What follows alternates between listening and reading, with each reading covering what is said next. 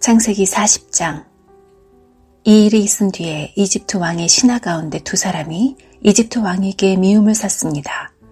그들은 왕에게 포도주를 바치던 신하와 빵을 바치던 신하였습니다. 파라오는 포도주를 바치던 신하와 빵을 바치던 신하에게 화를 냈습니다. 그래서 파라오는 그들을 경호대 대장의 집안에 있는 감옥에 집어넣었습니다. 그곳은 바로 요셉이 갇혀있던 감옥이었습니다. 경호대 대장은 요셉에게 두 죄수의 시중을 들게 했습니다. 그들은 얼마 동안 감옥에 갇혀 있었습니다. 어느 날 밤에 이집트 왕에게 포도주를 바치던 신하와 빵을 바치던 신하가 모두 꿈을 꾸었습니다. 그런데 꿈의 내용이 저마다 달랐습니다. 이튿날 아침에 요셉이 그들에게 가보니 그들이 걱정을 하고 있었습니다. 요셉이 파라오의 신하들에게 물었습니다. 오늘따라 왜 이렇게 슬퍼 보입니까? 두 사람이 대답했습니다. 우리 두 사람은 지난밤에 꿈을 꾸었는데 그 꿈이 무슨 꿈인지 풀어줄 사람이 아무도 없다네. 요셉이 그들에게 말했습니다. 꿈의 뜻을 풀어줄 분은 하나님 이외에는 없습니다. 저에게 그 꿈 이야기를 해주십시오. 그러자 왕에게 포도주를 바치던 사람이 요셉에게 꿈 이야기를 해주었습니다. 꿈에 어떤 포도나무를 보았다네. 그 나무에는 가지가 셋 있었는데 가지에서 싹이 나고 꽃이 피더니 포도가 열렸다네. 나는 파라오의 잔을 들고 있다가 포도를 짜서 즙을 내어 파라오에게 바쳤다네. 그 이야기를 듣고 요셉이 말했습니다. 그 꿈을 설명해 드리겠습니다. 가지 셋은 3일을 뜻합니다. 앞으로 3일이 지나기 전에 파라오가 당신을 풀어줄 것입니다. 그리고 당신이 전에 하던 일을 다시 맡길 것입니다. 당신은 전에 하던 것처럼 다시 파라오에게 포도주를 바치게 될 것입니다.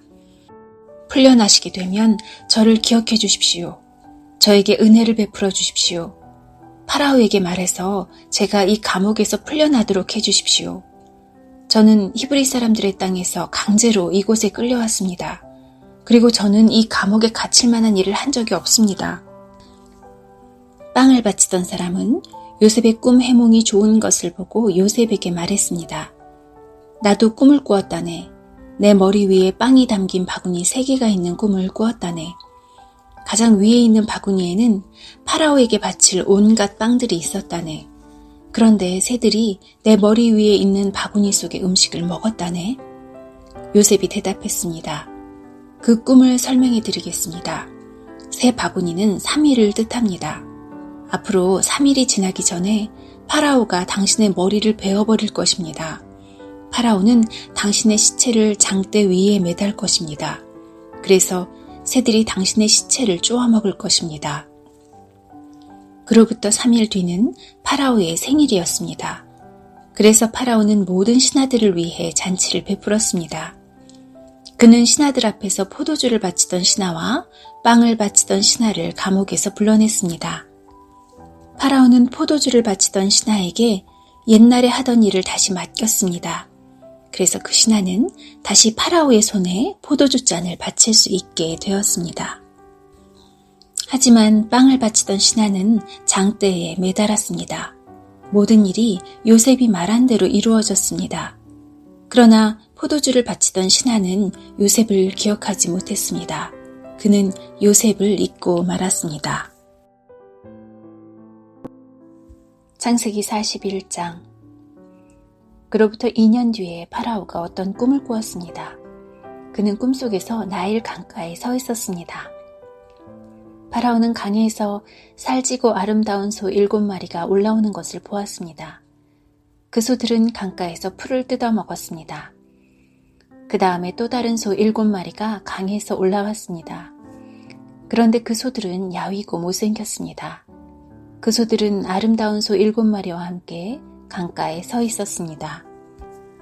그런데 야위고 못생긴 소 7마리가 살찌고 아름다운 소 7마리를 잡아먹었습니다. 바로 그때 파라오는 잠에서 깼습니다. 그리고 나서 파라오는 다시 잠들어 또 꿈을 꾸었습니다. 파라오는 꿈속에서 잘 자라고 토실토실한 이삭 7개가 한 가지에 난 것을 보았습니다. 그 다음에는 또 다른 7 이삭이 솟아나온 것이 보였습니다. 그 이삭들은 야윈데다가 동쪽에서 불어오는 바람 때문에 바싹 말라 있었습니다. 그 야윈 이삭들은 잘 자라고 토실토실한 이삭을 잡아먹었습니다. 바로 그때에 파라오가 또다시 잠에서 깼습니다. 깨어나 보니 모든 것이 꿈이었습니다. 이튿날 아침 파라오는 그 꿈 때문에 마음이 편치 못했습니다. 그래서 왕은 이집트의 마술사와 지혜로운 사람들을 다 불렀습니다. 파라오는 그들에게 꿈 이야기를 해주었습니다. 그러나 그 꿈이 어떤 꿈인가를 설명해 줄 수 있는 사람이 아무도 없었습니다. 그때에 파라오에게 포도주를 바치는 신하가 말했습니다. 전에 제가 어떤 약속을 했던 일이 기억납니다. 그런데 그 일을 잊고 있었습니다. 파라오께서 저와 빵을 바치던 신하에게 화를 내셨던 때가 있었습니다. 그때 파라오께서는 저희를 경호대 대장의 감옥에 가두셨습니다. 그 감옥에서 우리 두 사람은 같은 날 밤 각기 다른 꿈을 꾸었습니다. 그때 어떤 젊은 히브리 사람이 우리가 있던 감옥에 있었습니다. 그 사람은 경호대 대장의 종이었습니다. 그 사람에게 우리의 꿈 이야기를 해주었더니 그 사람은 우리의 꿈이 무슨 꿈인가를 설명해 주었습니다. 그런데 모든 일이 그 사람이 말한 그대로 되었습니다. 저는 제 옛날 자리를 되찾았고 빵을 바치던 신하는 장대에 달려 처형되었습니다. 파라오는 사람을 보내어 요셉을 불렀습니다. 사람들은 서둘러서 요셉을 감옥에서 풀어주었습니다. 요셉은 수염을 깎고 깨끗한 옷을 입은 뒤에 파라오 앞에 나아갔습니다. 파라오가 요셉에게 말했습니다. 내가 꿈을 꾸었는데 그 꿈이 어떤 꿈인지를 설명해 줄 사람이 없다. 그런데 너는 꿈 이야기를 들으면 그 꿈을 해몽할 수 있다는 말을 들었다. 요셉이 파라오에게 대답했습니다. 저는 꿈을 해몽할 능력이 없습니다. 하나님께서 왕을 위해 해몽해 주실 것입니다. 파라오가 요셉에게 말했습니다. 꿈에서 나는 나일 강가에 서 있었는데 거기서 살지고 아름다운 소 7마리를 보았다. 그 소들은 강에서 나와 풀을 뜯어먹었다. 그런데 또 강에서 다른 소 7마리가 나오는 것이 보였다. 그 소들은 야위고 마르고 못생겼다. 이제껏 내가 이집트의 온 땅에서 보아온 소 중에서 가장 못생긴 소였다. 이 야위고 못생긴 소들이 먼저 나온 살찐 7마리 소를 잡아먹었다. 그런데 이 야윈 소 7마리는 살찐 소 7마리를 잡아먹었으면서도 처음과 똑같이 마르고 못생겨 보였다. 그때 나는 잠이 깼다. 나는 또 다른 꿈도 꾸었다. 어떤 한 가지에 잘 자라고 토실토실한 이삭 7개가 나 있는 것을 보았다. 그런 다음에 다른 7 이삭이 또 솟아나왔는데 그 이삭들은 야위고 말랐다. 그 이삭들은 동쪽에서 불어오는 뜨거운 바람 때문에 바싹 말라 있었다. 그런데 야윈 이삭들이 살찐 이삭들을 잡아먹었다. 나는 이 꿈을 마술사들에게 이야기해 주었지만 아무도 그 꿈이 무슨 꿈인지를 설명해 주지 못했다. 그때 요셉이 파라오에게 말했습니다.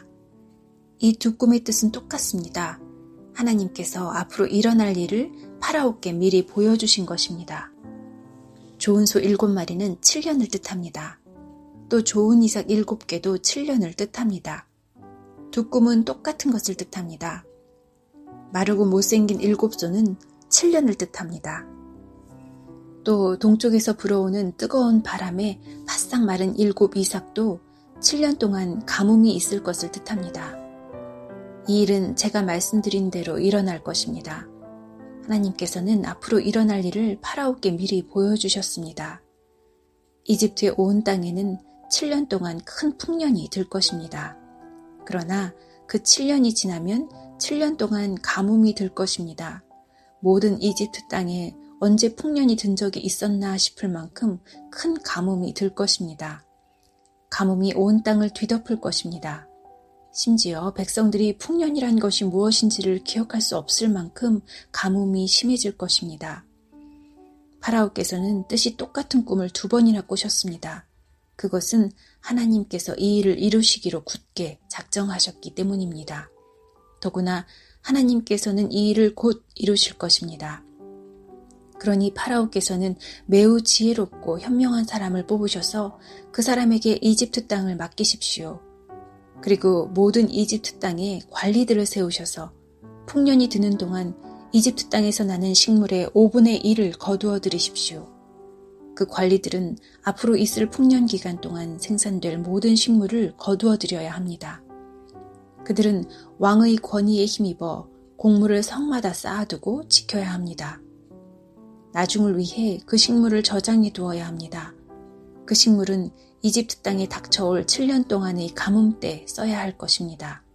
그렇게 하면 7년 동안 가뭄이 들어도 이집트 백성은 죽지 않을 것입니다. 요셉의 말은 파라오가 듣기에 매우 훌륭한 의견이었습니다. 파라오의 모든 신하들도 같은 생각이었습니다. 그래서 파라오는 신하들에게 요셉보다 이 일을 더 잘할 사람이 어디에 있겠는가? 이 사람에게는 정말로 하나님의 영이 있도다 하고 말했습니다. 파라오가 요셉에게 말했습니다. 하나님께서 이 모든 일을 그대에게 보여주셨다. 그대만큼 지혜롭고 현명한 사람은 없다. 나는 내 왕궁을 그대에게 맡긴다. 모든 백성들이 그대에게 복종할 것이다. 그대보다 높은 사람은 나밖에 없도다. 파라오가 또 요셉에게 말했습니다. 자, 내가 그대에게 모든 이집트 땅을 맡긴다. 그리고 자기 손가락에서 왕의 도장이 찍힌 반지를 빼서 요셉의 손가락에 끼워주었습니다. 그리고 요셉에게 고운 세마포 옷도 주었습니다. 그리고 요셉의 목에 금목걸이를 걸어주었습니다.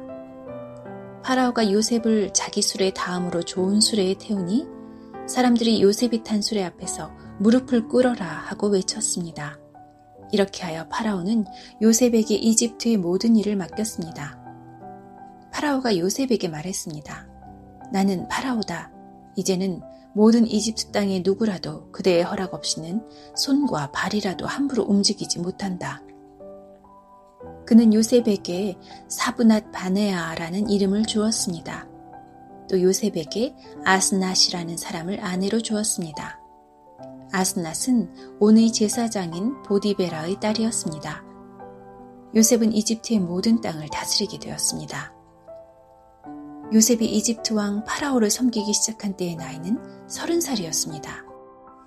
요셉은 이집트 왕 파라오 앞에서 물러나 이집트의 모든 땅을 두루 돌아다녔습니다.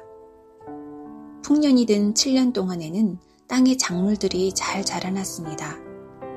요셉은 풍년이 든 7년 동안에 이집트에서 자라난 모든 식물을 거두어 들였습니다. 요셉은 그 식물을 각 성에 쌓아두었습니다. 요셉은 모든 성마다 그 성 근처의 밭에서 자라난 식물을 쌓아두었습니다. 요셉은 바다의 모래와 같이 많은 곡식을 쌓아두었습니다. 쌓아둔 곡식이 너무 많아서 다 셀 수가 없을 정도였습니다. 요셉의 아내는 온의 제사장 보디베라의 딸 아스낫이었습니다. 가뭄이 시작되기 전에 요셉과 아스낫은 두 아들을 낳았습니다. 요셉은 첫째 아들의 이름을 므낫세라 짓고 하나님께서 나의 모든 고통과 내 아버지의 집 생각을 잊게 해주셨다라고 말했습니다. 요셉은 둘째 아들의 이름을 에브라임이라 짓고 하나님께서 내가 고통받던 이 땅에서 나에게 자녀를 주셨다 하고 말했습니다. 이집트 땅의 7년 동안의 풍년이 다 끝났습니다. 그리고 나서 요셉이 말한 대로 7년 동안의 가뭄이 시작되었습니다. 모든 땅의 백성들에게 먹을 것이 없었습니다. 하지만 이집트에는 먹을 것이 있었습니다. 모든 이집트 땅에 가뭄이 심해지자 백성들이 파라오에게 먹을 것을 달라고 부르짖었습니다. 그러자 파라오가 모든 이집트 백성에게 요셉에게 가거라, 요셉이 하라는 대로 하여라 하고 말했습니다. 어디를 가도 가뭄이 들지 않은 곳이 없었습니다. 그래서 요셉은 창고를 열어서 이집트 백성들에게 곡식을 팔았습니다. 왜냐하면 이집트 땅에도 가뭄이 심했기 때문입니다. 모든 땅의 백성들이 곡식을 사기 위해 이집트의 요셉에게 왔습니다. 온 세계에 심한 가뭄이 들었기 때문이었습니다. 창세기 42장. 야곱이 이집트에 곡식이 있다는 이야기를 듣고 자기 아들들에게 말했습니다. 왜 가만히 앉아서 서로 얼굴만 쳐다보고 있느냐? 듣자 하니 이집트에는 곡식이 있다고 한다. 이집트로 내려가서 먹을 곡식을 좀 사오너라. 그래야 먹고 살 수 있지 않겠느냐? 그리하여 요셉의 형 10명이 곡식을 사려고 이집트로 내려갔습니다. 하지만 야곱은 요셉의 동생 베냐민은 형들과 함께 보내지 않았습니다. 야곱은 베냐민에게 좋지 않은 일이 일어날까봐 두려워했습니다. 가나안 땅에도 가뭄이 들었기 때문에 이스라엘이라고도 부르는 야곱의 아들들은 곡식을 사기 위해 다른 많은 사람들과 함께 이집트로 내려갔습니다. 그때 요셉은 이집트의 총리였습니다. 요셉은 곡식을 사러 오는 사람들에게 곡식을 팔고 있었습니다. 요셉의 형들도 요셉에게 왔습니다. 요셉의 형들은 땅에 엎드려 요셉에게 절했습니다. 요셉은 그들을 보자마자 그들이 자기의 형들이라는 것을 알았습니다. 그러나 요셉은 모르는 체 하였습니다. 요셉이 쌀쌀한 말투로 물어보았습니다. 너희들은 어디에서 왔느냐? 형들이 대답했습니다. 우리는 가나안 땅에서 먹을 것을 사려고 왔습니다. 요셉은 그들이 자기 형들이라는 것을 알았지만 그들은 요셉을 알아보지 못했습니다. 요셉은 형들이 자기에게 절하는 꿈을 꾼 것이 생각났습니다. 요셉이 형들에게 말했습니다. 너희들은 정탐꾼이다. 너희들은 이 나라의 약점을 알아내려고 왔다. 그러자 요셉의 형들이 요셉에게 말했습니다. 내 주여, 그렇지 않습니다. 당신의 종인 우리는 먹을 것을 사러 왔을 뿐입니다. 우리는 모두 한 아버지의 아들입니다. 우리는 정탐꾼이 아닙니다. 우리는 정직한 사람입니다. 그러자 요셉이 그들에게 말했습니다. 아니다. 너희들은 이 나라의 약점을 알아내려고 왔다. 그들이 말했습니다. 우리는 12형제 중 10명입니다. 우리는 한 아버지의 아들입니다. 우리는 가나안 땅에 살고 있습니다. 우리의 막내 동생은 지금 그곳에 우리 아버지와 함께 있습니다. 그리고 우리의 다른 동생은 없어졌습니다. 요셉이 그들에게 말했습니다. 내 말이 틀림없다. 너희는 정탐꾼이다. 그러나 너희들 말이 거짓말이 아니라는 것을 증명할 기회를 주겠다. 살아계신 파라오께 맹세하지만 너희의 막내 동생이 여기에 오기 전까지 너희는 이곳을 떠나지 못한다. 너희들 중 한 명이 가서 너희 동생을 데리고 오너라. 너희는 여기 감옥에 갇혀 있어야 한다. 너희의 말이 옳은지 두고 봐야겠다. 만약 너희가 거짓말을 하는 것이라면 살아계신 파라오를 두고 맹세하지만 너희는 정탐꾼이다. 그리고 나서 요셉은 그들 모두를 3일 동안 감옥에 넣어두었습니다.